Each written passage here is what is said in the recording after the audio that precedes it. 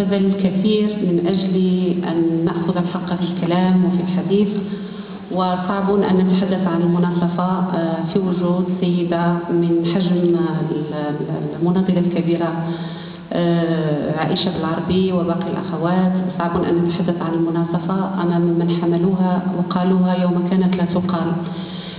الأخت فاطمة بن المدن تحدثت عن كافة المكتسبات. سأكون موجزة للغاية لخلق توازن. فقط كل ما سأقول هو أنه وضعية المرأة بصفة عامة هو وضع غارق وممعن في العجز الاجتماعي، وبالمقابل دستور متقدم يحمل المناصفة. هذا يطرح مجموعة من الإشكالات التي نلقيها في حضرة أختنا عائشة بالعربي كنداء لها للمساهمة في بناء خط نسائي اتحادي من أجل الانخراط في هذه المنظومة بشكل جديد ويتوافق المعطيات الجديدة. الإشكاليات بعجالة تتمثل في إشكالية التفعيل والأجراء أولا. ثانيا إشكالية تحديد طبيعة هيئة المناصفة، خصوصا وعلى أنه الممثلة أو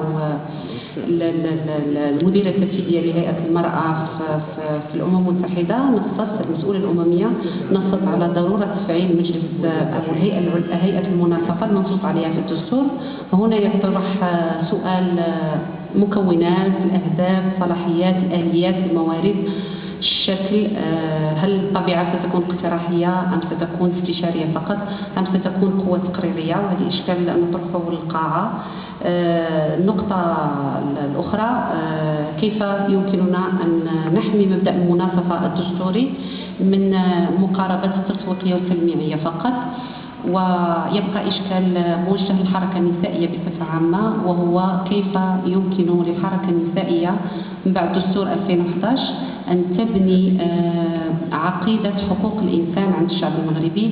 لاحظنا أن خط مبدأ المناصفة الدستوري لم يبقى صدى شعبيا، ولاحظنا أن الحراك الشعبي نادى بإسقاط الاستبداد وبإسقاط الفساد وبالعدالة الاجتماعية، ولم ينادي بحقوق النساء. يبقى لنا أن نتمنى الحركة النسائية بصفة عامة أن تصبح قوة مجتمعية محركة، لا تكون فئوية فقط، لا تكون نسوانية تضم النساء. نريد رجالا نسائيين يؤمنون بالقضية، لا يتعاطفون معها، يؤمنون بها، يدافعون عنها، ينتصرون لها.